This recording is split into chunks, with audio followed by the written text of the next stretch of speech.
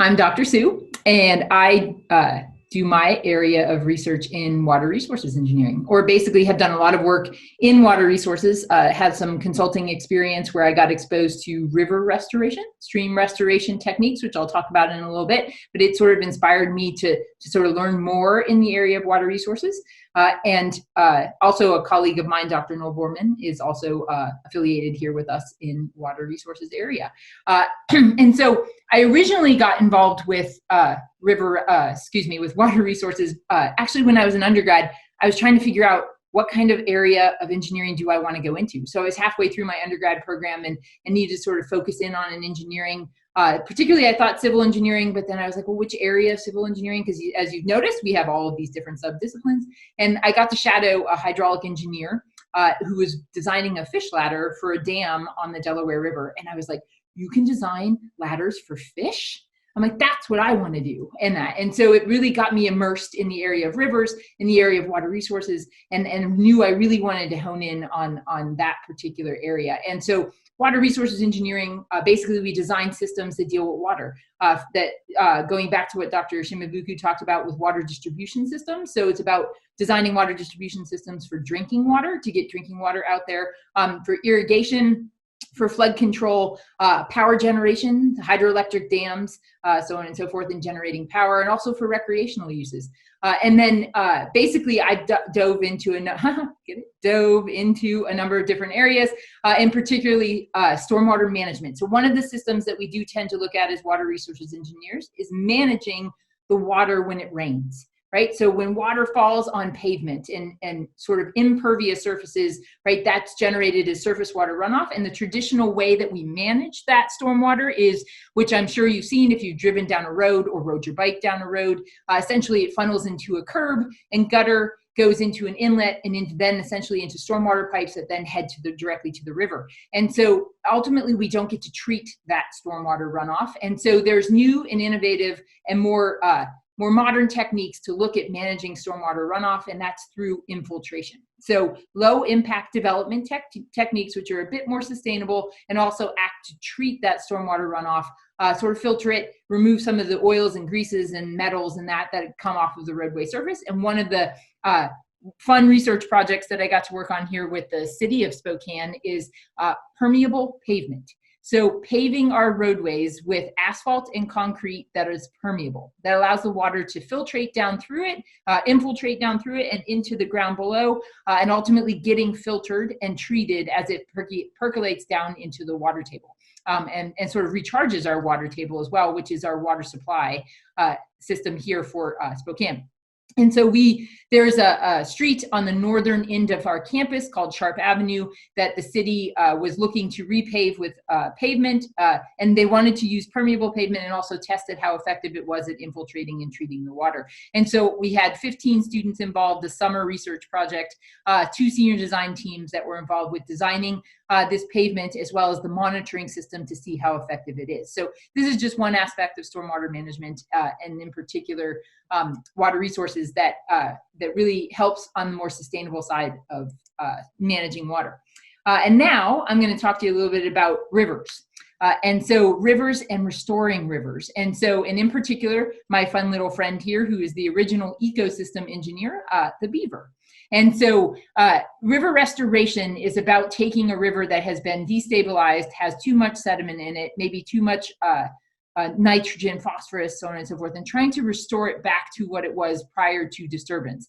And so in river restoration, a big area currently, and the one that I focus heavily in on, is using beaver to help us do that. So reintroducing beaver into our watershed systems, and their dams. And in particular, the dams that beaver build are great for the ecosystem. They tend to pond water and store water, retain water in the watershed, feed the vegetation to keep it nice and green and growing, and then also filter out sediment and nitrogen and phosphorus, spread the water out to reduce energy so that sediment falls out. And so dams and beaver in particular are really great at restoring and improving and making a river system more resilient. And in particular, there's some research that's going on about in watersheds that have quite a bit of beaver in them and beaver activity in them, can they be more resilient and resistant to wildfire? So we've had lots of wildfires here in Washington. If you're in California, you are very familiar with the wildfires that are there as well. And so looking at keeping beaver in our systems and their dams and the water that they retain, right, can help protect from wildfire damage. And also, in addition, if we cannot get beaver back in a given system, we know their dams are very beneficial for the ecosystem. And so what we're working on doing is simulating beaver dams. And so these are known as beaver dam analogs. And I've had a project ongoing here for about 5 years where in Hangman Creek watershed here in Spokane, this is Hangman Creek coming into the Spokane River. And you can see, hopefully you can see, that essentially Hangman Creek carries a lot of sediment, right? All this brown mud, right, coming into the Spokane River. And we are looking for ways at reducing the amount of sediment moving through this system.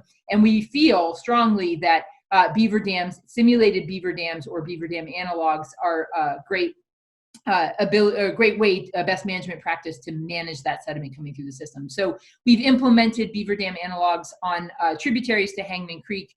And basically they are posts pounded into the ground where you weave vegetation between those posts to simulate an actual beaver dam and then get the same response from a natural beaver dam. And then hopefully eventually the beaver will move back in, take over our constructed simulated dams and run with it, right? And then actually do the things that they do that make nature better. And so ultimately these are pictures. I've had a lot of students involved out in the rivers, building the beaver dam analogs, monitoring their effectiveness, so on and so forth.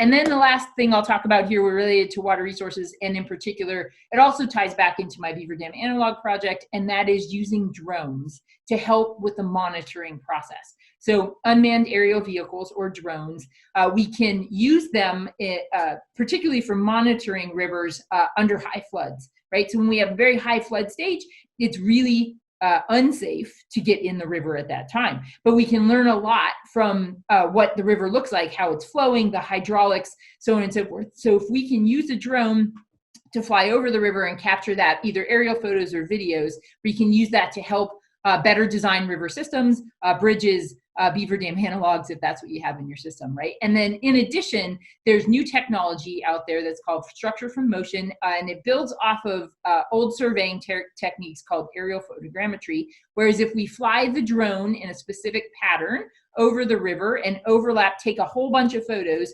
overlap those photos, we can actually create 3D models of the ground surface from those photos, or basically digital elevation models. And so if we basically just by flying over, and it is much more efficient at doing that than getting out there with a rod and level and survey and having on the ground measurements. And so I've had students in the past look at using the drone to capture the images and create the 3D models to use in monitoring my beaver dam analog projects, but also just seeing how well the technology works and where else we can apply it. And so as I can reiterate from everyone else that spoke here, we love to get students involved in all of the projects that we work on, particularly undergrads. And I'll say the stream restoration area isn't something typically an undergraduate student will dive into. Usually it's more at the graduate level, but I love the opportunity to bring my undergraduate students in and really get their feet wet.